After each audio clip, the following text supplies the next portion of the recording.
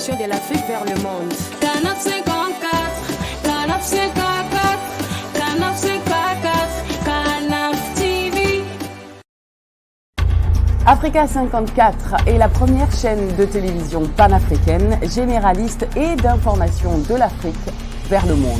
Chaque pays africain devrait avoir un représentant œuvrant en son sein afin de permettre l'éclosion des talents, pouvant également jouer de pont avec nos pays respectifs. Bref, nous sommes panafricanistes au sens absolu du terme.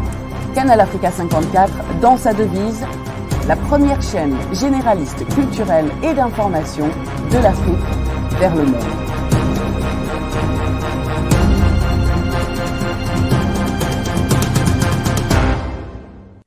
Canal Africa 54 will give to Africans and Afro-Caribbean what they have long been waiting for, expression of their own voice alongside the Western media and elsewhere in the globe.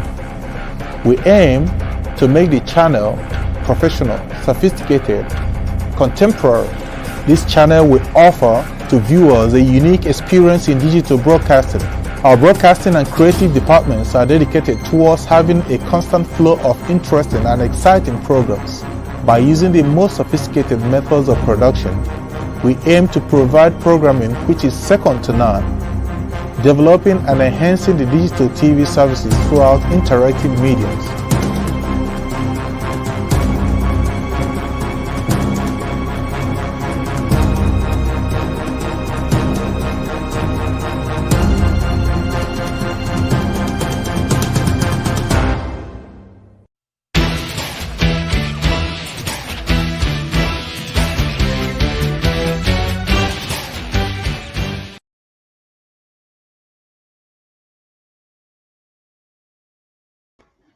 Bonsoir et bienvenue à votre émission de ce soir où nous allons organiser une émission spéciale, donc une antenne libre, comme vous avez pu regarder à notre annonce de ce matin.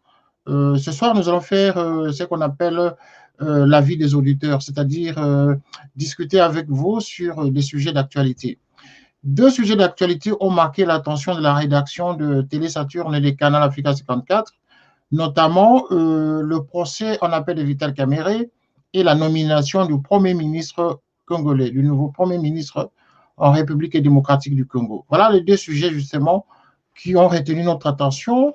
Nous n'avons pas de duplex aujourd'hui, nous avons seulement la possibilité de discuter avec vous, vous qui regardez cette émission, vous qui regardez l'actualité de la République démocratique du Congo, donc, et cette antenne est libre aujourd'hui, c'est-à-dire que vous avez la possibilité d'appeler et de donner votre point de vue. Et le timing, en tout cas, pour tous ceux qui voudraient appeler, vous avez la possibilité de téléphoner et de donner votre point de vue, justement, sur les deux sujets que nous vous mettons, en tout cas, en discussion ce soir. Alors, comme vous le savez, le procès Vital Kamerhe, le procès en appel de Vital Kamerhe, normalement, était initié depuis hier. Mais en même temps, les Congolais étaient dans une confusion totale parce que d'une part, on annonce la nomination des nouveaux premiers ministres qui était encore une autre actualité qui était attendue par les Congolais. Donc, deux événements se sont produits en une journée. Du coup, les Congolais ne savaient plus où aller parce qu'il y a les médias qui allaient vers le palais de la Nation et d'autres qui allaient vers la prison de Makala où se tenait justement le procès de Vital Kamerhe. Mais arrivés sur place, les caméras ont été interdites, les journalistes ont été interdits justement de rentrer dans la salle d'audience. Et la question qui se pose aujourd'hui, c'est de savoir que cache ce procès à huis clos. Parce que ce procès, tel qu'on le constate désormais, est initié à huis clos. Il n'y aura plus de caméras, il n'y a plus de journalistes pour aller justement observer ce qui se passe à l'intérieur. Mais le procès est interdit au public et pourquoi? Le procès, que veut-on en cacher? De ce procès, que devient Jamal? Et de ce procès, Vital Kamerhe serait-il innocent? Voilà autant de questions que nous nous posons et des questions auxquelles nous voudrions discuter avec vous. Donc, le téléphone est ouvert dès le commencement de l'émission. Comme ça, nous allons tous échanger ensemble poser des questions, appeler et nous allons échanger. Je ne suis pas le maître ici, le maître à penser, mais nous voudrions qu'aujourd'hui quand même, nous vous donnions l'antenne parce que nous avons reçu beaucoup de réclamations de la part de beaucoup de téléspectateurs qui nous disent que, bon, voilà, depuis un certain temps, ils n'arrivent plus à avoir accès au studio pour poser des questions. Mais effectivement, les sujets auxquels nous étions en train de traiter ne nécessitaient pas de débat. Et donc, aujourd'hui, la direction de la chaîne a décidé, a pensé qu'il était nécessaire justement de donner la possibilité aux téléspectateurs de poser des questions et d'échanger entre eux sur des sujets d'actualité. Et donc, nous avons épinglé ces deux sujets qui vous permettraient justement d'échanger chacun là où il est, de donner son point de vue. C'est la raison pour laquelle nous étions obligés de surseoir l'émission, enfin la thématique qui était prévue aujourd'hui avec des invités qui devaient être en duplex avec nous. Donc, vous êtes en tout cas les bienvenus pour échanger sur ces questions. Mais maintenant, posons-nous la question quand même sur le début de ce procès.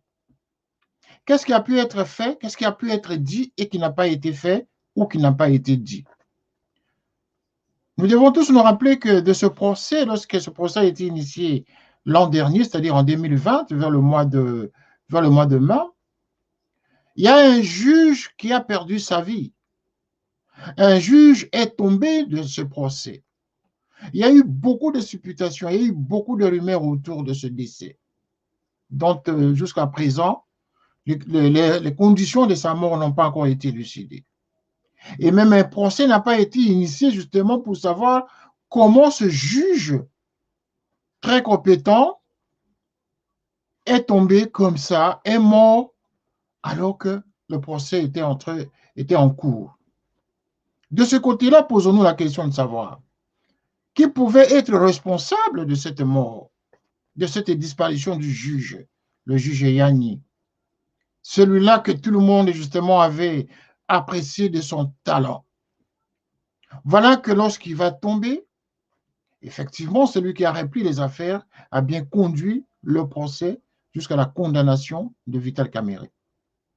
Mais Vital Kamerhe qui entre en prison. Mais Vital Kamerhe qui en ressort sous une condition, enfin sous une superfuge de maladie. Et donc, il sort, il est au Bondeko, au centre Bondeko, à Kinshasa. Mais la question qu'on se pose, est-ce que Vital Kamerhe est toujours malade? Est-il toujours dans des conditions qui ne lui permettent pas de regagner sa cellule? Ou Vital Kamerhe serait-il un prévenu exceptionnel? Quoique, ayant interjeté appel, est-ce qu'il est exceptionnel? Est-ce qu'il est exceptionnel pour être au dehors de sa cellule? Vital Kamerhe, de quelle maladie souffre-t-il? Mais que cache-t-on derrière cette affaire? Nous risquerions d'être surpris d'apprendre que Vital Kamerhe est relaxé. Nous risquerions d'apprendre que oui, le procès a trouvé que, bon, voilà, Vital Kamerhe, le procès au premier degré a été incohérent. Non. Nous exigeons la transparence justement autour de ce procès.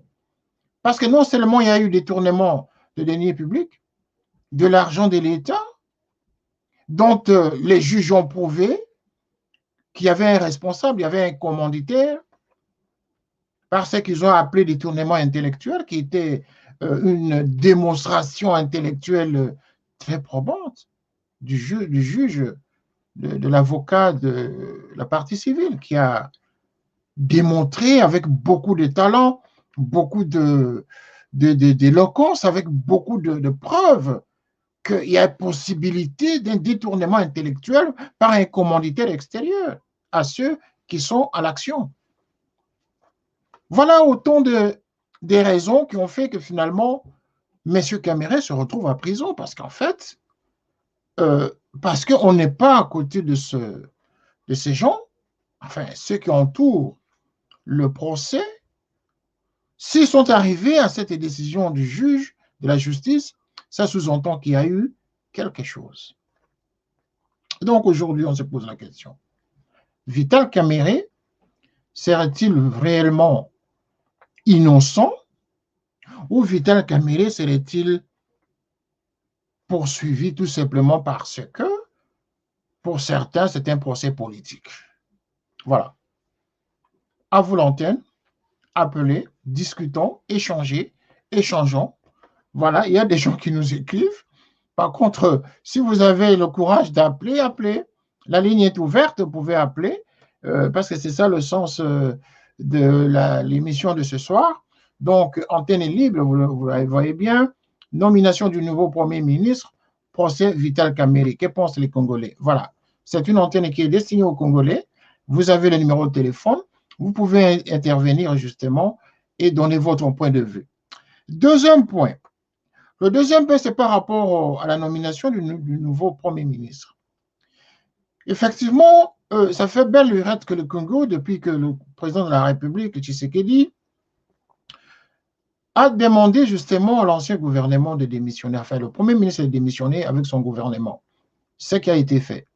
Il fallait désormais nommer un autre Premier ministre en remplacement de Ilunga Ilunkamba, et qui devait céder justement sa place pour le nouveau Premier ministre dans le cadre actuellement de la nouvelle plateforme du chef de l'État parlementaire, plateforme majorité parlementaire du chef de l'État, donc l'Union sacrée. Et donc, un Premier ministre a été nommé hier. Mais les Congolais passent par beaucoup de supputations, par beaucoup de commentaires, tournent autour des rumeurs, tournent autour des imaginations, pour concocter justement des informations qui ne valent pas la peine pour le Congo d'aujourd'hui. Dès lors qu'on a nommé le Premier ministre, voilà, c'est parti, on est allé chercher les nationalités au Rwanda, au Burundi. Il faut encore aller, hein, il faut encore aller même jusqu'au Tchad. C'est ça le mal congolais finalement. Finalement, tout le monde deviendra rwandais, tout le monde deviendra burundais, tout le monde deviendra ougandais. Même ceux qui sont nés sur place, il suffit d'une promotion sociale ou d'une promotion politique pour que l'on devienne étranger. Où va-t-on? C'est la question d'aujourd'hui. Où allons-nous? Parce qu'il y a un nouveau Premier ministre qui pourrait avoir un phénotype quelconque, on l'apparente directement à un pays voisin. Mais au finish, on finirait par tous être des étrangers dans ce pays. Parce que quoi qu'il arrive, c'est la composition de plusieurs royaumes et des empires qui ont fait que le Congo soit, par le génie créateur du roi, le roi des Belges, le roi Baudouin. C'est lui qui a fait que les royaumes soient ensemble pour constituer l'État congolais, l'État indépendant du Congo, qui deviendra la République du Congo, et puis la République démocratique du Congo. Ça, il faut qu'on se le dise.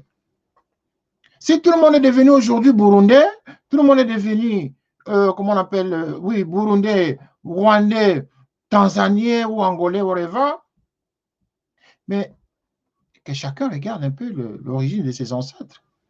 Sommes-nous réellement tous originaires de cet espace que l'on appelle le Congo, la République du Congo? Sommes-nous tous réellement, depuis nos ancêtres, originaires du Congo, de ce bassin du Congo?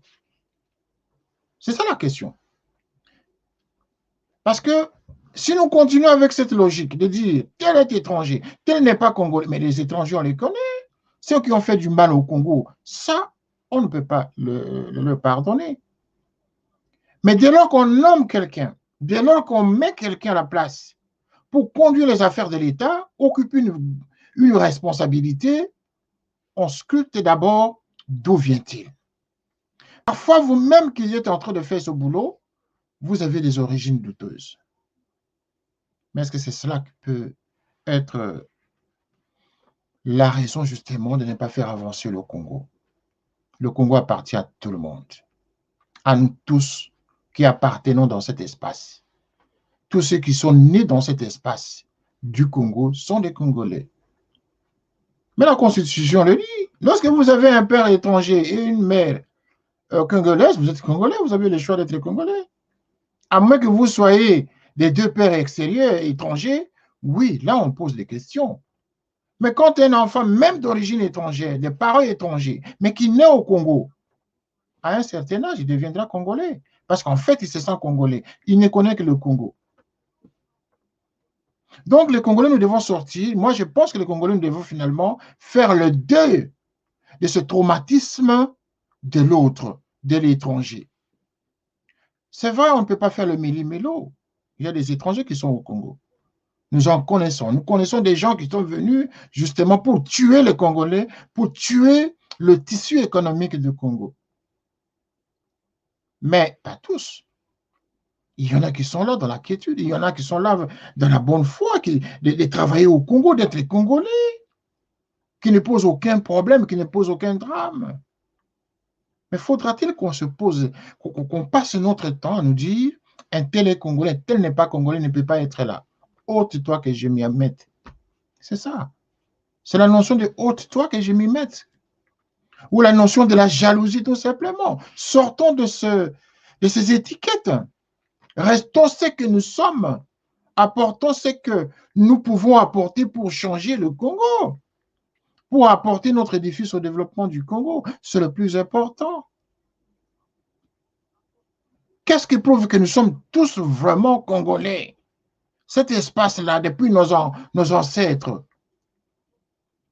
Ce sont les mouvements de migration qui ont fait que le peuple se sont, n'est-ce pas, mélangés, des migrations par le mouvement de climat, des mouvements climatiques.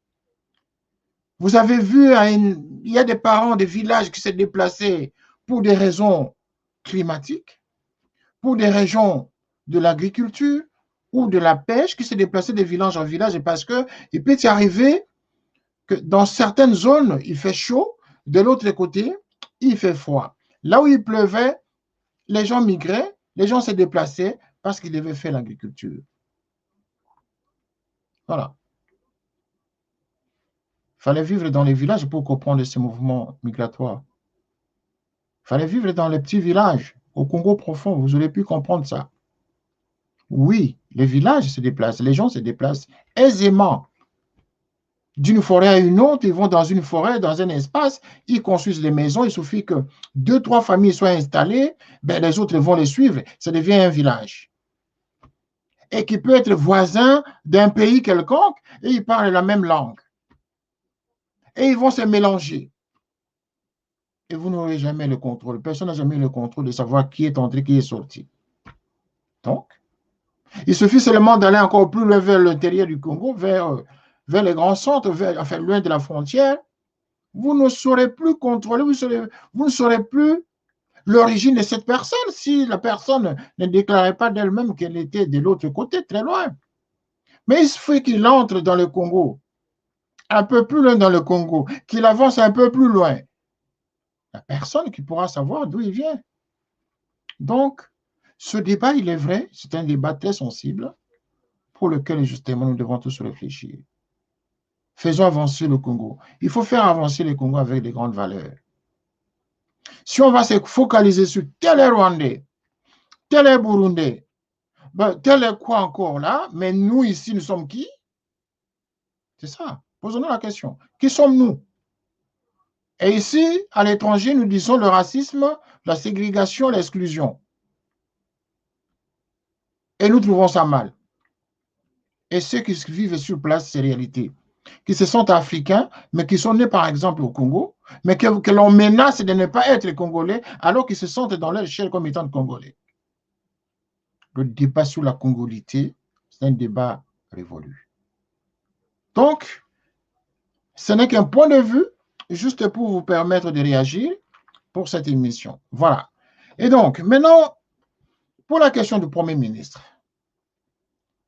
Mais ce n'est pas de la magie. Le cas du Premier ministre n'est pas un cas exceptionnel. Le Premier ministre qui vient d'être nommé est Jean-Michel Sama Lukonde. Mais Jean-Michel Sama Lukonde n'est pas le tout Premier ministre le plus jeune au Congo. Non. Même parce qu'au temps de Mobutu, il y a eu de plus jeunes ministres, Premier ministre que lui. Lui, il est né en 77. 77 à maintenant, donc il a 43 ans. Bon, 43 ans. Donnons 43 ans.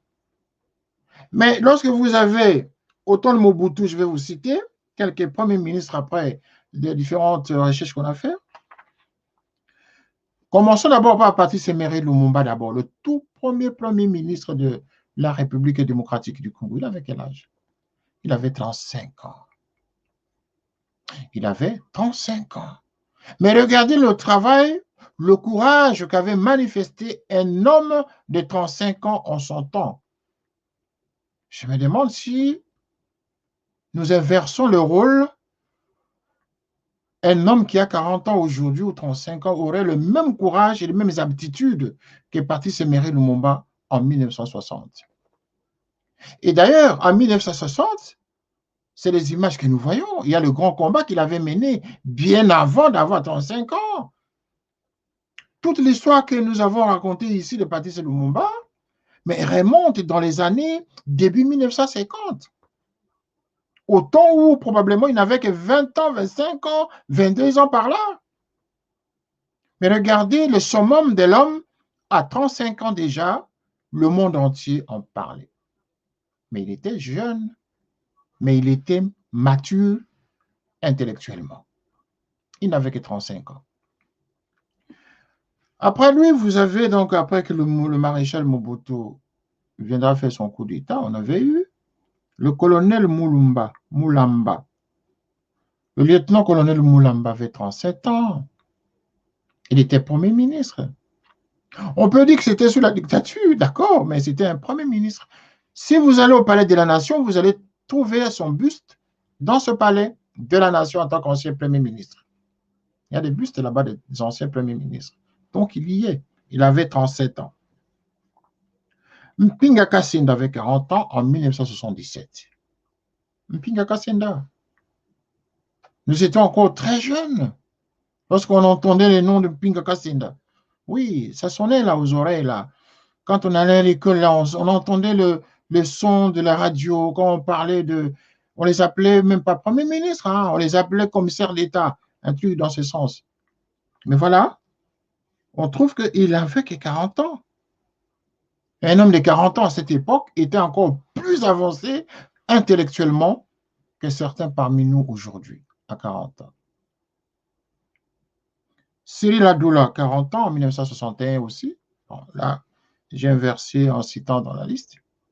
Adoula avait 40 ans en 1961. Boboli Kolokonga avait 41 ans en 1979. Ça, je peux même le confirmer parce que je vois les images de ce monsieur barbu comme ça, Boboli Kolokonga, qui avait vraiment régné sous Mobutu. Mais quand vous regardez qu'il n'avait que 41 ans, mais quand vous voyez les images de l'homme, vous voyez avec le regard des jeunes gens, on croyait que c'était un vieux. Mais effectivement, c'est juste pour dire qu'à 40 ans, 35 ans, on n'est plus jeune, on est devenu vieux. Parce qu'on peut jouer, on peut bouleverser le monde. Parce que déjà, on peut avoir une famille. On a déjà une famille à l'âge de 35 ans. Déjà 20 ans, déjà, on peut avoir une famille. Donc, on a la notion de la jeunesse là. Il faut qu'on se pose la question, à quel âge on est jeune? Jusqu'à quel âge on peut devenir jeune? On peut se dire, je suis jeune. Donc, sortons de ce cliché de dire, c'est un jeune. Il n'est pas jeune. Il a une carrière déjà professionnelle. Il a fait des études de chimie industrielle. Et il a... Non, mais attendez, sortons de ce cliché de dire, c'est un jeune ministre, il n'a pas l'expérience. Et si aujourd'hui, Emata Taponi avait quel âge? Pour ne pas le citer. Donc, Congolais, sortons des émotions. Ngouza Karlibond avait 42 ans en 1980. Ngouza Karlibond, tout le monde le connaît. Même les enfants d'aujourd'hui connaissent ce monsieur qui a été très remarquable dans son style politique. Il a initié beaucoup de gens, il a beaucoup marqué les esprits des jeunes gens que nous étions à l'époque. Ngouza Karlibond. Voilà. Donc, la notion de la jeunesse, nous devons vraiment chercher à nous poser beaucoup de questions là-dessus. On ne peut plus être jeune à l'âge de 20 ans, on n'est plus jeune à l'âge de 25 ans. Dès lors qu'on a fondé une famille, on a déjà des enfants, on est déjà responsable. Sortons de ce cliché des jeunes, de jeunesse. Donc, la question, elle est posée. Je vais vous lire quand même des questions qui nous sont envoyés là. Voilà. Il y a une dame qui nous écrit de Birmingham. Birmingham, c'est en Angleterre. Voilà. Elle dit oui, oui, je vous suis vraiment, vous avez raison de parler de cela. Sauf que pour moi, Kamere devrait normalement rester en prison parce que là, nous avons l'impression que c'est le président Chilombo qui joue son jeu avec la Kabylie. Bon. Voilà. C'est une dame, elle ne donne pas son nom, elle dit tout simplement qu'elle constate que Vital Kamere en profite justement de la largesse de son ami président Chilombo. Bon, c'est un point de vue. Elle dit ça. Voilà, l'autre dit ceci. Normalement, le procès en appel a été incamouflé. Oh, était incamouflé. Voilà, elle écrit de ça. Elle écrit de France. Oui, oui, oui. Elle dit j'écris de France, de Bretagne. Bretagne. Bon, voilà. Pour lui, donc, le procès, c'est un camouflet qui finira par quoi? Par pas la libération de Vital Kamere, mais en douceur. Ben voilà. La libération en douceur. Bon. Voilà. Troisième personne nous dit ceci. Si Vital Kamere sortait de prison, lui prendrait la route de l'opposition radicale pour combattre le président Fachi. Voyons voir l'avenir. Ah bon? Voilà. Voyez un point de vue d'un Congolais. Lui dit, si Vital Kamere sortait de prison, lui va prendre la route de l'opposition. Bon, il n'a pas dit s'il est acteur politique, mais bon, Dieu sait qu'il dit, sûrement qu'il a quelque chose dans le monde politique, parce qu'il irait directement dans l'opposition, dit-il. Voilà. Et l'autre ici nous dit, c'est une dame, elle nous écrit, voilà, elle dit, j'écris de Berne, je vous écris de Berne. Bon, je ne donne pas mon nom parce que je suis connu dans les milieux politiques de la RDC. Mais bon, voilà. Pour moi, le procès Vital Kamere mérite, il faut que ce soit un exemple justement pour la justice congolaise et pour tous les détourneurs, oui, pour les détourneurs des biens publics. Donc, pour madame Evelyne, voilà, me dit, citez mon nom, madame Evelyne. Donc, voilà. Elle dit, Vital Kamere doit être en prison, n'est-ce pas? Parce que ce procès doit donner l'exemple justement à tous les détourneurs des biens publics. Et que si le président de la République commettait l'erreur de tromper les Congolais par une quelconque libération, ça sera la fin de son mandat. Ah, voilà. C'est une dame. Hein. Bon, c'est un point de vue, ce n'est pas question d'être une dame, mais c'est un point de vue qui est à prendre en considération. Parce que nous avons dit, c'est l'antenne libre, poser des questions. Je ne suis pas là pour répondre aux questions, mais je suis là pour vous lire les questions. Mais si quelqu'un arrivait à téléphoner, nous allons l'écouter, il va partager son point de vue avec tous les autres et nous allons échanger. Voilà. Donc, je veux vous dire aussi autre chose. La nomination de ce Premier ministre. La question qui est posée aujourd'hui, c'est de savoir si Fachi a fait un bon choix. Est-ce que ce Premier ministre répond aux critères? C'est ça la question. Est-ce que le Premier ministre qui est nommé répond aux critères? Voilà. Vous avez déjà vu cette photo officielle du Premier ministre. Il a 43 ans. C'est un jeune, comme nous voulons bien le dire. Voilà, nous avons trouvé beaucoup de photos de lui quand même pour alimenter. Voilà, c'est vraiment un jeune. Hein. Quand on dit jeune, ce n'est pas par rapport au fait qu'il n'est plus enfant. Un jeune par rapport à une catégorie d'âge, mais tel qu'il est déjà un homme responsable. Donc, évitons d'utiliser les termes de jeunesse. Voilà, c'est un homme responsable qui est un intellectuel, qui est bien préparé. Il a déjà été ministre, donc il peut faire beaucoup de choses. Donc, il n'a pas été nommé là pour rien. C'est parce que justement, il a une expérience dans les affaires politiques de la République. Mais il y a un bémol. La plupart des gens nous ont posé des questions aujourd'hui. C'est quelqu'un qui a travaillé sous Kabila. Et que le président de la République actuel, donc le président Fachi, excusez-moi, le président Félix Antoine Tshilombo, n'est-ce pas, nomme un ancien ministre de Kabila. Qu'est-ce qui aura changé? Est-ce que ce n'est pas encore la continuation du deal de Kabila Tshisekedi?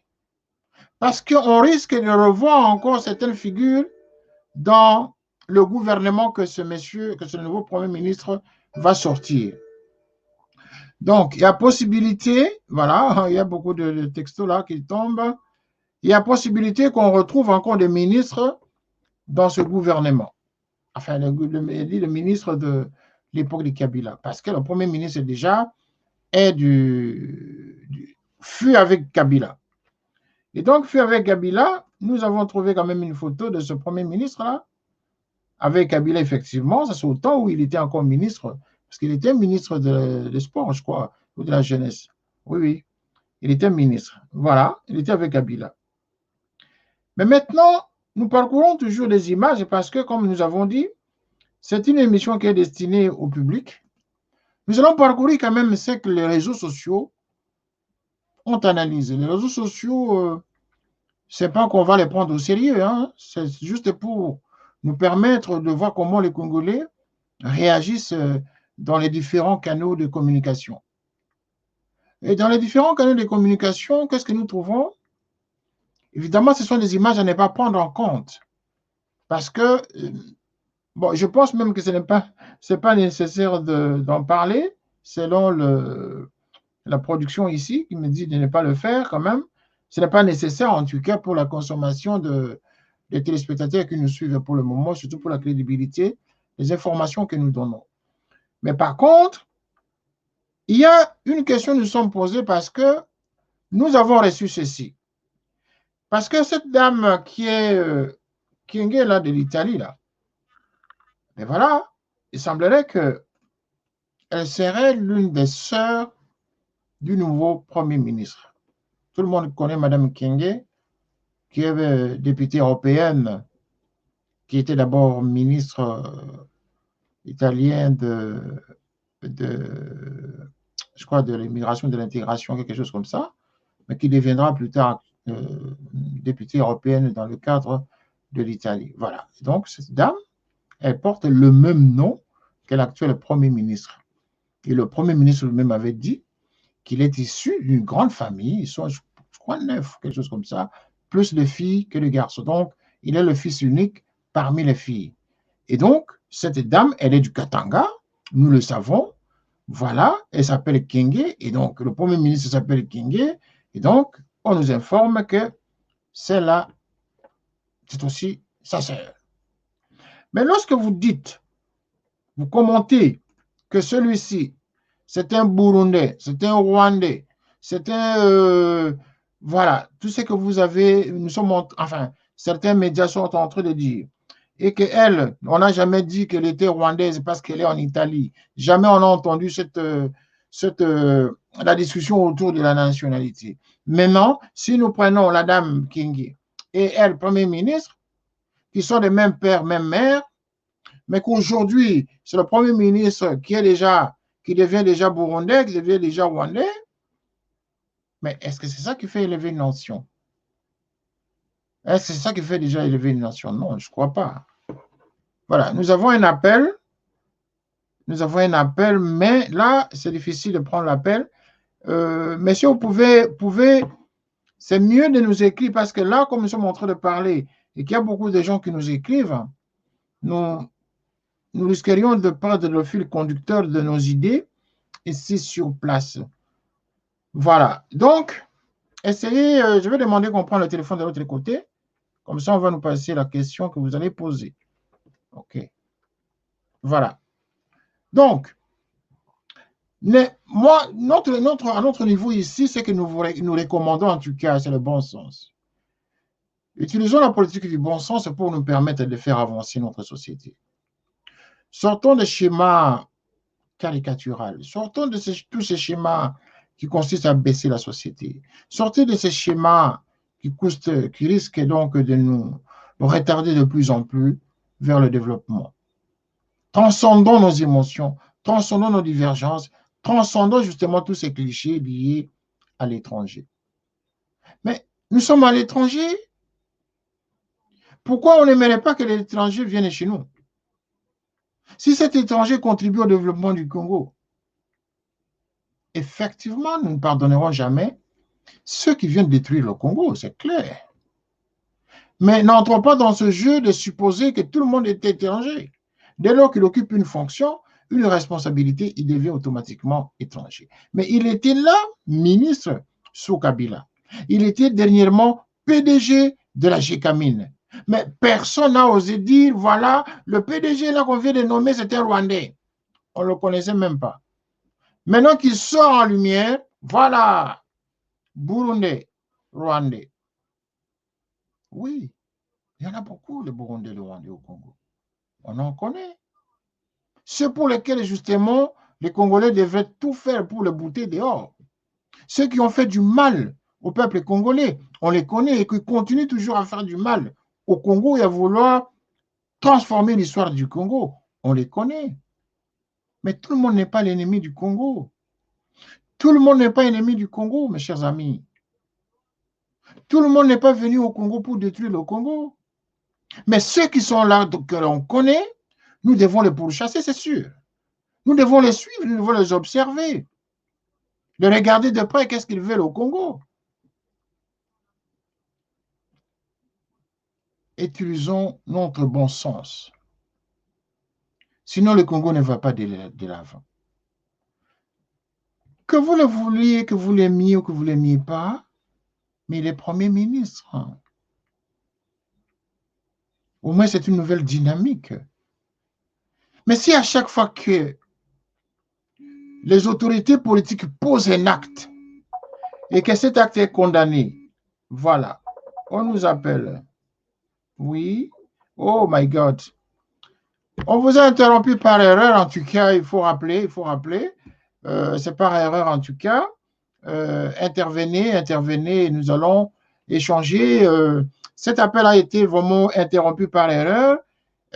Vous pouvez toujours appeler et pour poser votre question, il n'y a pas de souci. Donc, l'idée, c'est toujours sortir de ce complexe. Très souvent, moi, je commence à penser même que nous sommes très complexés. Nous sommes complexés de l'autre. Nous avons les complexes de l'autre. Nous vivons ici dans des pays étrangers. Il faut qu'on mettons-nous à la place des autres. Qu'est-ce que nous revendiquons? Qu'est-ce que nous revendiquons? Chacun dans son pays, là où il est établi, revendique l'intégration, d'être considéré, avoir les mêmes droits qu'un Français, avoir les mêmes droits qu'un Belge, qu'un Anglais, qu'un Canadien, qu'un Australien, qu'un Américain, parce qu'il vit dans ce pays pendant des années. Il suffit de 5 ans, 10 ans, on commence à prétendre être Français, être Anglais, ainsi de suite. Attendez, quand on voit déjà un député africain en France, un conseiller municipal en France, en Angleterre, aux États-Unis, ou que sais-je encore, et qu'on en fait une grande publicité partout, voilà, un afro-descendant qui est devenu ceci, qui est devenu cela. Voyez-vous? Allô? Allô? Oui, c'est monsieur le professeur Lomengelili, je voudrais intervenir. Nous vous écoutons, monsieur le professeur. À vous la parole. Allô? Oui, nous vous écoutons. Allô? Nous vous écoutons. Parlez, professeur. Nous vous écoutons. Allô? Oh là là, mais attendez, nous vous écoutons, je dis. Nous vous écoutons. Parlez. Oh là là, comment est-ce qu'il n'entend pas là? On vous écoute, voilà.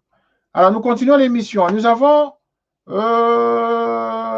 voilà, c'est une bonne réaction qui vient de, je ne sais pas si je vais citer votre nom.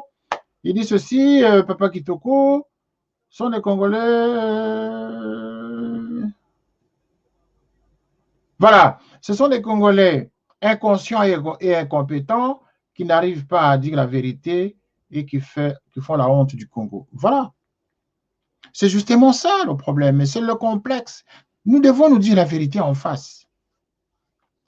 Disons-nous la vérité en face. Mais je rappelle en même temps que ce numéro que vous voyez à l'écran, c'est un numéro WhatsApp. Vous pouvez appeler par WhatsApp.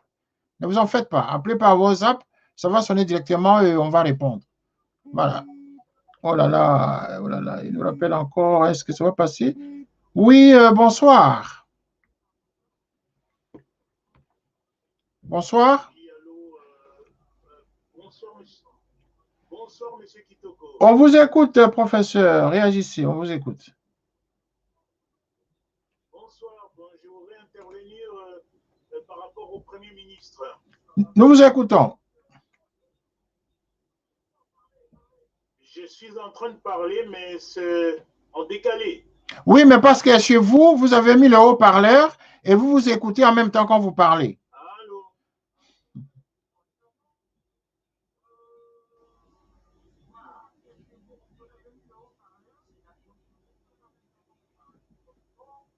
Vous vous écoutez, c'est pour ça, la voix vous revient. Bon, voilà, professeur, je pense que vous êtes en train de nous regarder. Utilisez le téléphone WhatsApp, s'il vous plaît, parce que là, nous voyons que vous êtes en train de nous appeler sur un canal, le canal de Facebook, je crois, mais appelez-nous directement sur le même numéro sur le WhatsApp et ça va sonner directement sur le plateau. Ce sera mieux, parce que là, vous avez appelé sur Facebook. Alors, quand vous appelez sur Facebook, comme la chaîne, l'émission est diffusée sur plusieurs canaux, jusque dans Télé Saturne et Canal Africa 54 qui passe sur satellite, donc il y a beaucoup d'interférences. C'est mieux d'utiliser ce numéro tel qu'il est affiché à l'écran et vous appelez directement à travers le WhatsApp. Ça va sonner directement sur le plateau. Voilà. Voilà. Donc, voilà. Une dame nous dit ceci. Effectivement, nous souffrons d'un complexe de l'autre. Le Congolais est devenu même très susceptible à tel point que même dans leur propre famille, ils se détestent. Ce genre de comportement devient diabolique. Voilà. Un monsieur nous appelle. Oh là là. Mais il faut poser la question. Oui. Vous nous écrivez. Il faut. Attendez. Voilà, nous avons dit antenne libre. Voilà, cette fois-ci, ça marche. Bonsoir.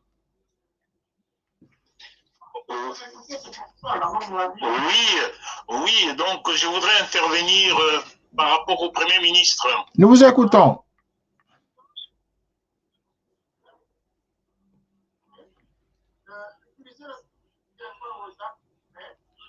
Nous vous écoutons, allez-y. Il faut diminuer le son chez vous, Vous avez mis le volume très fort chez vous et donc vous entendez votre son revenir en retard.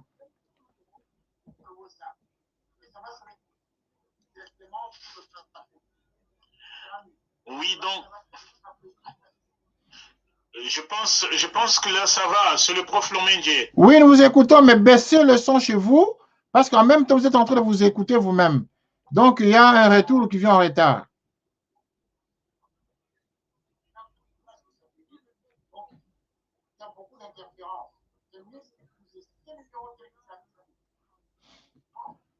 Allez-y, posez la question, continuez à parler.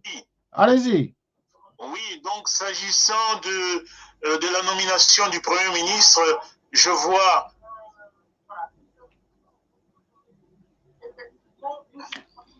Il faut parler, vous êtes en train de vous écouter vous-même là-bas, c'est ça le problème.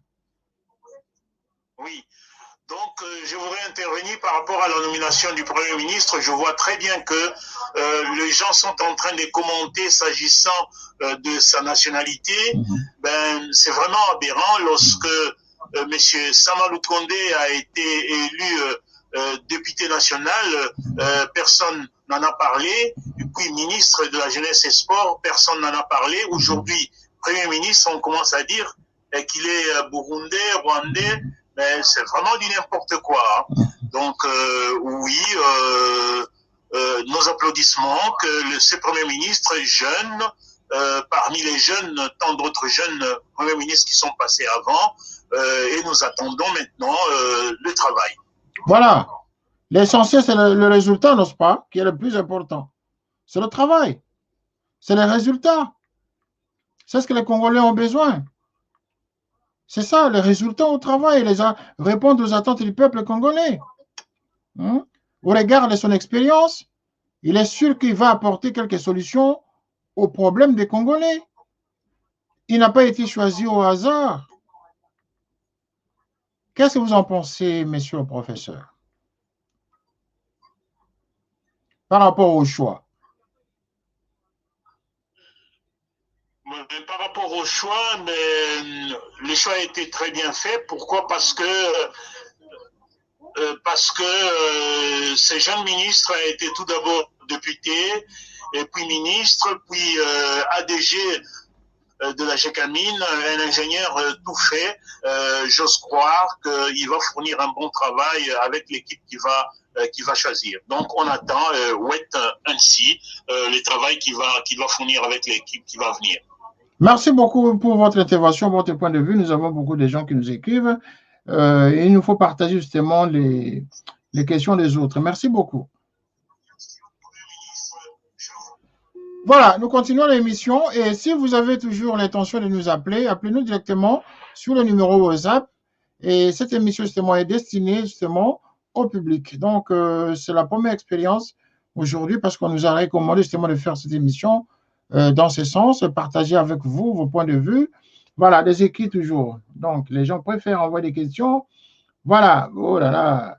Messie Jean-Jacques, il dit, je m'appelle Messie Jean-Jacques, je vous écris de Berne. Oh, Berne. Berne, c'est en Suisse. Hein? Il dit ceci. Donc, pour lui, voilà, Messie Jean-Jacques, il dit ceci.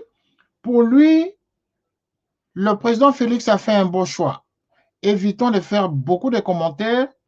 Parce que moi, il dit ceci, je vis en Suisse depuis 25 ans. J'ai peiné pour avoir les papiers et j'ai tout fait pour avoir les papiers jusqu'à ce que je devienne Suisse avec toute ma famille. Et je suis intégré en Suisse. Qu'il vienne du Burundi ou du Rwanda, même de... Oh là là. Il dit ici qu'il vient même du Burkina Faso. S'il va travailler pour l'intérêt des Congolais, c'est le plus important, à condition qu'il ne détourne pas les biens de l'État congolais. Voilà, une réaction de M. Jean-Jacques qui écrit depuis la Suisse en Berne. Voilà, on nous écrit. Je crois que... Bon, voilà, qu'est-ce qu'il nous dit ici, monsieur? Il faut nous préciser, hein, si vous voulez qu'on cite votre nom dans l'échange, hein, parce que c'est un public de mission avec le public, donc si vous voulez, on cite votre nom, mais il faut toujours dire que vous citez mon nom. Bon, lui, il dit ceci, je crois que nous ne devions pas écouter ni suivre les Congolais malhonnêtes. Voilà, c'est ce qu'il dit. Donc, voilà un autre Congolais qui dit, nous ne devons pas passer notre temps à suivre les Congolais malhonnêtes. C'est tout. Donc, avançons, faisons avancer donc la République. Maintenant, pour le procès Vital Kamerhe, il faut réagir par rapport au procès Kamerhe. Il nous reste 10 minutes d'émission, hein, parce que sinon, je ne vais pas rester là en train de parloter, parce que nous avons beaucoup de sujets, franchement, qu'on aurait dû présenter aujourd'hui. Mais bon, on nous a demandé de parler de l'actualité en RDC par rapport à la situation du Premier ministre et de Vital Kamerhe. Donc, bon, la direction a demandé que notre chaîne donne de la voix, justement, à cette actualité-là. Mais sinon, on avait un grand sujet qu'on aurait dû débattre ce soir. On était obligé de surseoir pour le reporter sine die. Donc, parce que demain, nous avons un autre programme. Le programme d'aujourd'hui est reporté sine die. Donc, on va vous annoncer quand est-ce qu'on fera ce programme, probablement avant le week-end. Voilà. Maintenant, voilà, un autre qui arrive. Un autre dit ceci. Je suis Madame Aline. Madame Aline dit, je vous écris de Kinshasa. Je suis en train de vous suivre. Merci beaucoup d'en parler. Effectivement, elle dit ceci. Moi, je suis mariée à un citoyen, à un étranger de l'Est du Congo. Mais je ne cite pas le nom du pays. Voilà, voilà, écoutez-moi ça, c'est intéressant. Elle dit ceci. Je suis mariée à mon mari est étranger de l'Est du Congo. Je ne cite pas son nom. Je suis heureuse dans mon mariage. Nous avons 5 enfants. Mon mari n'a connu que le Congo. Sa vie, c'est au Congo.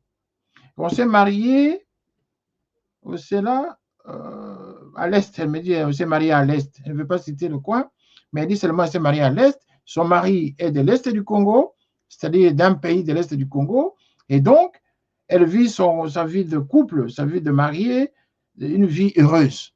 Donc, ils ont 5 enfants, et mon mari, c'est un homme qui se sent plus congolais qu'étranger. Bon. C'est une Congolaise qui parle. C'est une Congolaise qui parle, et elle dit, elle signe en disant, c'est un débat insensé. Bon. Insensé pour ceux qui continuent à en parler aujourd'hui. Madame Aline, elle nous écrit de Kinshasa. Mais nous qui sommes dans la diaspora, qui vivons dans les pays des autres, nous qui vivons dans les pays des oppresseurs, ceux que nous condamnons tous les jours, les détourneurs, enfin les impérialistes, nous qui vivons chez les impérialistes. Et c'est nous qui devenons plus impérialistes que les impérialistes auprès de nos frères africains en Afrique, alors que nous sommes à l'étranger. Est-ce que ça tient la route? Posons-nous la question. C'est une question philosophique en même temps. Hein? Nous qui vivons dans des pays, des impérialistes, que nous combattons lorsque nous sommes en Afrique, parce que nous disons, c'est les prédateurs. Mais nous vivons chez eux. Nous réclamons l'intégration chez eux. Mais en même temps, nous refusons que nos frères africains qui veulent s'intégrer au Congo ne s'intègrent pas au Congo parce que, soi-disant, ils sont étrangers, ils doivent quitter le Congo. Est-ce que ça tient la route? Mais j'aimerais que quelqu'un me réponde à cette question.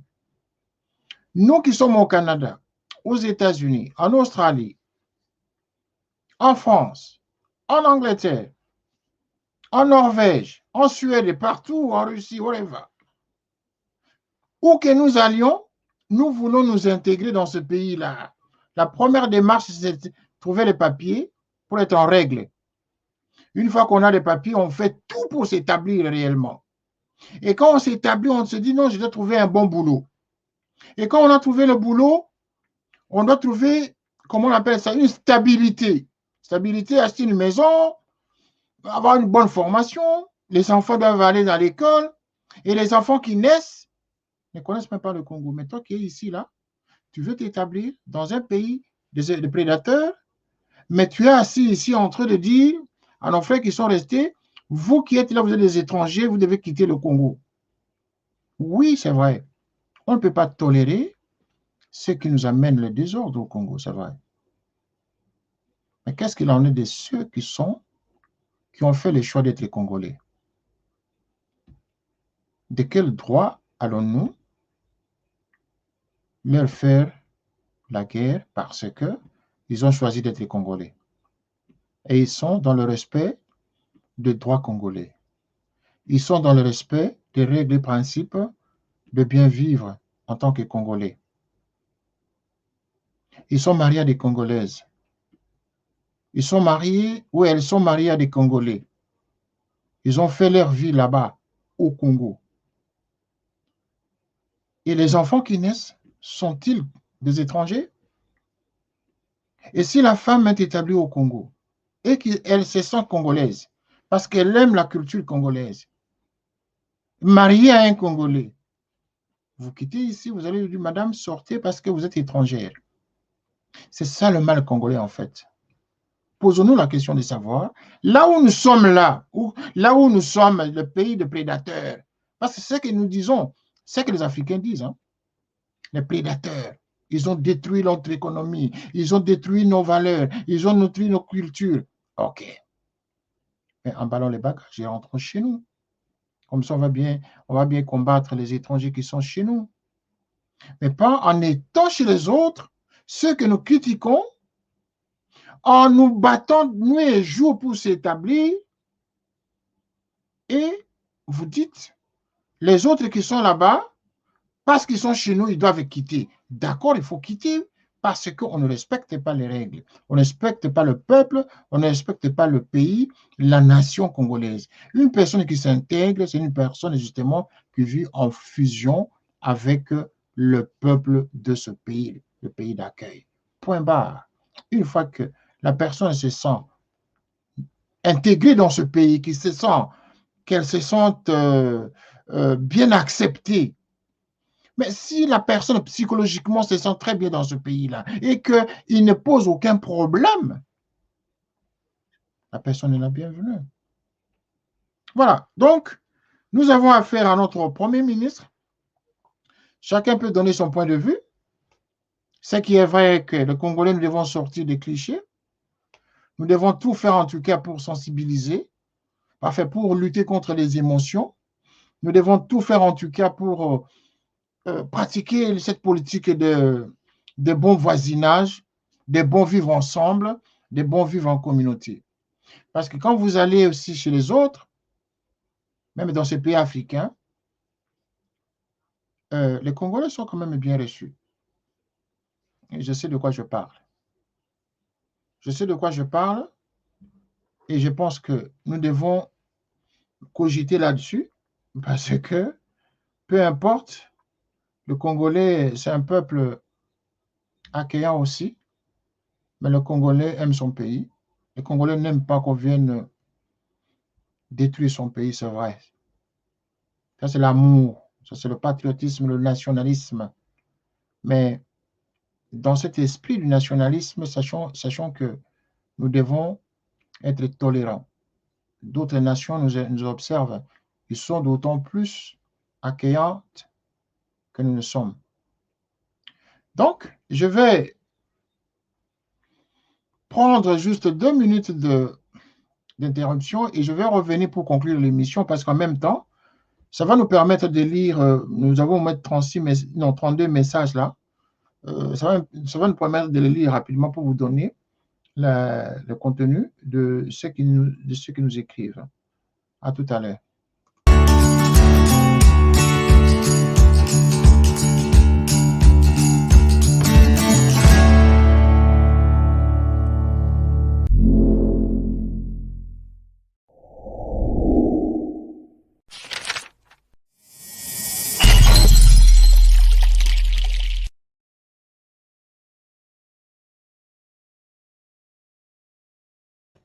Voilà. 3 questions. J'ai retenu 3 questions parce que, bon, il nous reste 2 minutes d'émission. 3 questions sont posées. L'autre, il y a 2 appels qui viennent de sonner. On ne peut pas les prendre parce que, bon, ça va encore, nous allons dépasser le timing, donc on va dépasser le temps qui était imparti. Les gens préfèrent écrire. Voilà. 3 questions, je vais les lire. Voilà. On pose ceci. Est-ce que la loi congolaise autorise je ne sais pas, je connais pas le sens de cette question, mais en tout cas, je vais quand même la lire. Le monsieur me dit, je suis originaire d'Afrique de l'Ouest. OK? Afrique de l'Ouest. Mais je pose la question, est-ce qu'au Congo, on peut accepter, le Congo tolère qu'un polygame vienne s'établir? Parce que moi, j'ai ma femme au Congo, mais j'ai une autre femme en Afrique de l'Ouest. Mais moi qui vis au Congo, ce que je vis, c'est pire que ce que vous êtes en train de dire. Ah, ce que je suis en train de dire, c'est pire que ce que je suis en train de dire. Dans quel sens? Je ne sais pas ce qu'il veut dire par là, en tout cas. Bon, voilà. C'est un monsieur, bon, il semble qu'il est polygame, mais si je comprends bien, il veut savoir si le Congo, dans sa législation, peut accepter qu'un homme polygame amène ses 2 femmes. C'est un peu dans ce sens-là que je comprends, hein, parce que c'est que lui, il vit sur place, c'est pire par rapport aux hommes congolais avec les femmes. Oh là là. Ça, c'est notre domaine, messieurs. Merci beaucoup de votre question. Là, nous risquons de sortir de notre débat, mais bon, c'est une émission publique. Voilà. Si c'est quelqu'un qui connaît la réponse à cette question, on peut nous dire si au Congo, la législation permet qu'un homme ramène ses 2 femmes ou 3 femmes. Voilà. C'est un peu ça. Deuxième question, c'est, voilà, moi, je suis originaire, je vais vous le dire tout droit, je suis originaire du Rwanda. Je suis rwandais. Wow. Je vous écris de Stock-Newton. Oui. De Stock-on-Trent, Stock-on-Trent, Stock-on-Trent, c'est en Angleterre. Stock-on-Trent, c'est une ville de l'Angleterre. Hein? Stock-on-Trent. Il dit, je suis rwandais. Ma femme est congolaise. Nous avons 4 enfants ici en Angleterre. Ma première fille vit actuellement au Congo parce que actuellement, elle a 32 ans et elle travaille au Congo. est-ce que le jour où vous, la diaspora congolaise, qui ne voulez pas les étrangers, vous allez la chasser ou vous allez l'accepter en tant que Congolaise parce qu'elle a monté une entreprise au Congo? Ah, bon. Voilà, vous comprenez ça. Un Rwandais qui écrit, hein, il est à Stock-on-Trent. Avec une femme rwandaise, sa première fille est au Congo actuellement, elle travaille, elle a monté une entreprise. Mais sa femme est congolaise, mais vous comprenez quand même là. Hein, Alors, vous, diaspora, quand vous allez, est-ce que vous allez la chasser? Parce que moi, son père, je suis rwandais. Donc, sortons de ce schéma. Bravo, M. Kitoko, d'avoir eu le courage de le dire tout droit en regardant tout le monde dans les yeux. Ah ben voilà. Monsieur, c'est quelque chose qui sort de ma tête et de mon cœur. Voilà, tout ce que moi je dis, la plupart le disent aussi. La plupart le disent, sauf que probablement, ils n'ont pas la même possibilité de visibilité pour faire passer ce message-là. Mais ce qui est vrai que la notion du Rwandais, la notion du Burundais ou de je sais quoi, effectivement, nous combattons tous ceux qui viennent détruire le Congo. Ça, on ne pardonne pas. Quand on vient avec des idées subversives, de perturber ou de chercher à jouer le jeu de séduction pour après nous emballer dans un autre schéma, non, les Congolais ne vont jamais tolérer ça.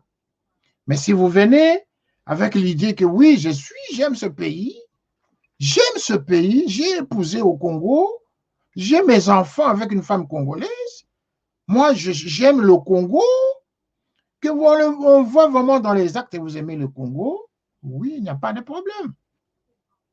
Mais c'est tout simplement parce que, monsieur, vous savez, les Congolais sont marqués par un moment de traumatisme. La situation que nous traversons aujourd'hui, vous le savez, que ça n'existait pas il y a 25 ans passés. Tout ceci est arrivé après l'AFDL. Beaucoup sont venus dans les mallettes de l'AFDL. Et ce sont ceux-là qui ont donné la mauvaise image de la proximité que nous avons avec le Rwanda ou le Burundi ou la Tanzanie. Les Congolais n'ont jamais eu de problème avant avec tous ces pays voisins. Et donc, vous qui êtes venus, quand vous vous identifiez comme ça, avec les bonnes intentions, oui. Mais parce que le traumatisme est tellement grand dans la tête des Congolais que ce débat est engagé. Que cette peur est arrivée dans les cœurs des Congolais, y compris dans leur propre subconscient. Donc, les Congolais, quand on entend les noms rwandais, burundais, tout ça, oui. Avant qu'on vienne en tout cas dialoguer, il faut qu'on sache d'abord qui êtes-vous réellement. Mais avant ça, vous aurez d'abord à être inquiété quand même. Donc, du point de vue du traumatisme, ça au moins, il ne faut pas trop reprocher aux Congolais. C'est des bonnes guerres. Mais lorsque vous avez les bonnes intentions, oui, le Congolais est un peuple très accueillant et solidaire et hospitalier. Il n'y a aucune raison justement qu'un Congolais rationnel qui voit que vous vous intégrez chez lui, il est difficile qu'il vous fasse la guerre. Non. Le Congolais n'a pas la culture de la machette. Non. Mais la situation s'est envenimée, a commencé après ce que nous avons connu au Congo, après la chute de Mobutu. Mais avant, on n'avait pas de problème. Les Congolais n'avaient aucun problème. Voilà. Donc, c'est une émission du public, et donc nous sommes obligés de parler comme ça aujourd'hui. Hein. On n'a pas les choix, et donc c'est ça. Antenne libre, RDC, nomination du nouveau Premier ministre. Voilà, il y a eu des questions qui ont été envoyées par texto, par WhatsApp. Et bon, nous avons eu un appel, 3-4 appels, mais bon, les deux autres, on n'a pas pu prendre. Voilà, il y a des appels qu'on a manqués encore ici. Les gens ne sont pas encore familiers à ce style-là de téléphoner. Oui, mais ce n'est qu'une première aujourd'hui avec cette question de l'actualité. Et nous avons dû décaler le débat qui était prévu aujourd'hui, de remplacer justement par cette émission Antenne libre. Voilà. Dans une minute, nous allons terminer cette antenne libre, en tout cas consacrée à la RDC. Je vous remercie, comme d'habitude. Hein, demain, nous allons nous retrouver justement pour notre émission. Mais déjà, je voulais quand même demander qu'on me donne 2 minutes pour répondre à certaines personnes qui nous ont apostrophé par rapport à l'émission consacrée à l'émission qui était consacrée quoi là à Lumumba, je crois. Oui, oui, on avait eu beaucoup de questions après cette émission et même beaucoup de gens nous ont appelés. Il s'agissait d'une émission que le professeur est intervenu ici où il a parlé de où il a parlé de Tshisekedi. Voilà, c'est ça. On a parlé, oui, effectivement. Parce qu'il y a eu beaucoup d'émissions, beaucoup de réactions. On n'a pas, j'ai pas le conducteur devant moi, mais bon, je vois maintenant ici. Il a été question de recadrer les choses. Lorsqu'on a fait ce devoir de mémoire consacré aux héros oubliés, voilà, les héros oubliés, voilà, c'est ça le thème de l'émission. Les héros oubliés, justement, c'était question que l'on parle de ceux qui sont morts avec Lumumba, parce qu'on n'en parlait pas tellement. Alors que Lumumba n'était pas mort seul. Ces gens-là qui sont morts avec Lumumba, ces victimes, justement, qui l'ont accompagné à ce que nous appelons en tout cas l'abattoir, et qui ont été disséqués comme on nous explique dans l'histoire, probablement il n'en était pas ainsi. Un jour, les recherches pourront encore nous révéler d'autres secrets parce que tout n'est pas encore dit sur Lumumba. Donc, il était question justement qu'on parle de ces gens-là. Voilà pourquoi on a intitulé cette émission « Les héros oubliés ». Voilà, je crois que c'est comme ça qu'on avait intitulé « Les héros oubliés ». C'est des martyrs qui sont morts comme ça dont on n'a pas parlé suffisamment. Et pourtant, parmi eux, il y en a qui ont laissé des familles, qui ont laissé des enfants, qui souvent sont surpris, enfin pas surpris, sont indignés, sont un peu frustrés de constater qu'on parle tout le temps de Lumumba, alors que Lumumba, oh là là, Lumumba a vu ses amis tomber avant lui. Parce que dans ce qu'on nous dit, hein, Lumumba, on l'a abattu après qu'on ait abattu les deux premiers. Donc, ils sont morts bien avant lui pour que Lumumba voit comment lui aussi va mourir. C'est-à-dire que c'est un traumatisme qu'on lui a mis déjà en tête, dans la tête, dans le cerveau. Donc, vous imaginez que ces gens sont morts et on n'en a jamais parlé. On n'en parlait pas suffisamment. Voilà pourquoi il était question qu'on en parle. Donc, le professeur Lumenche, que vous avez vu souvent, il a fait des recherches autour de ça, il fait beaucoup de recherches à ce sujet. Voilà pourquoi il est venu en parler. Et ça a aidé beaucoup de gens. Et je vous dis, beaucoup de gens nous ont appelés pour dire, en tout cas, continuer sur cette lancée parce que ça nous aide à comprendre. Nous avons découvert les vrais visages de Paul Okito et de la quatrième personne qu'on n'a jamais vue. On nous montre seulement 2 personnes avec Lumumba, c'est tout. Alors qu'il y avait une 4e personne. Et également le fait que les 2 personnes que l'on voit ne sont pas les Paul Okito, ce ne sont pas les vraies personnes. Leurs noms sont là. Et donc, le professeur qui a fait des recherches a collé les noms au visage de ces gens-là. Donc, ça a aidé beaucoup de gens.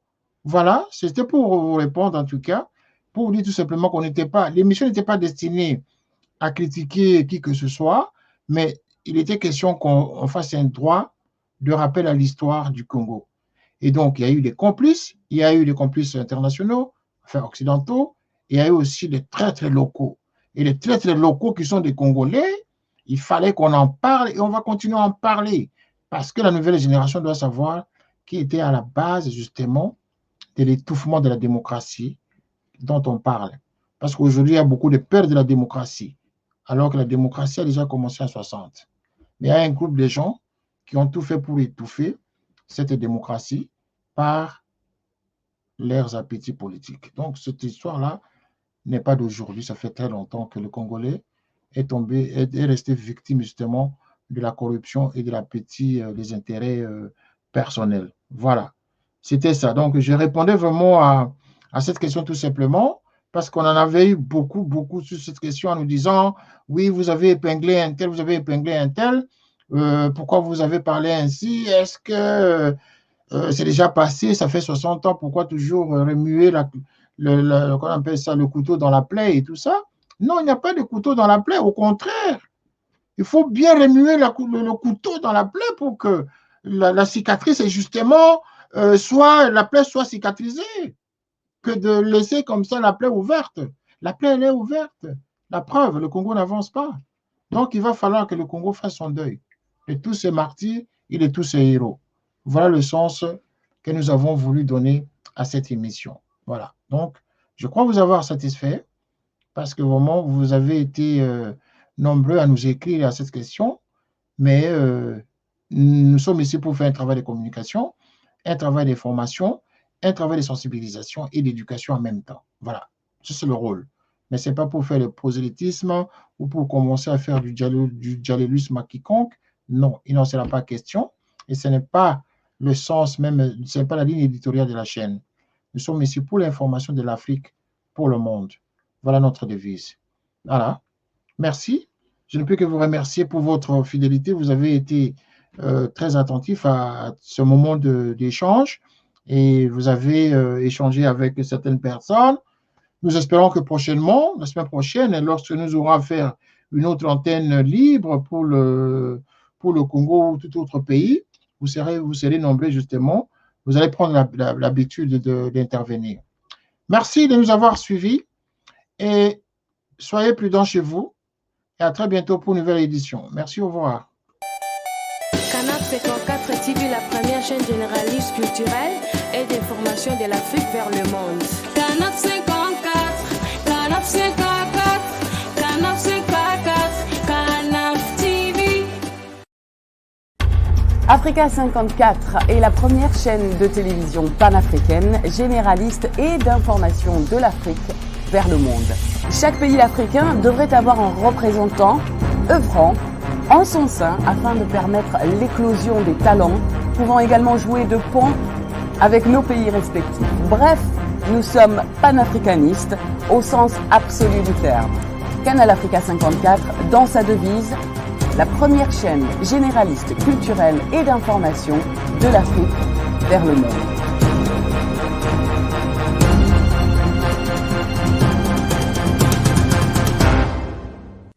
Canal Africa 54 will give to Africans and Afro-Caribbean what they have long been waiting for, expression of their own voice alongside the Western media and elsewhere in the globe. We aim to make the channel professional, sophisticated, contemporary. This channel will offer to viewers a unique experience in digital broadcasting. Our broadcasting and creative departments are dedicated towards having a constant flow of interesting and exciting programs. By using the most sophisticated methods of production, we aim to provide programming which is second to none, developing and enhancing the digital TV services throughout interactive mediums.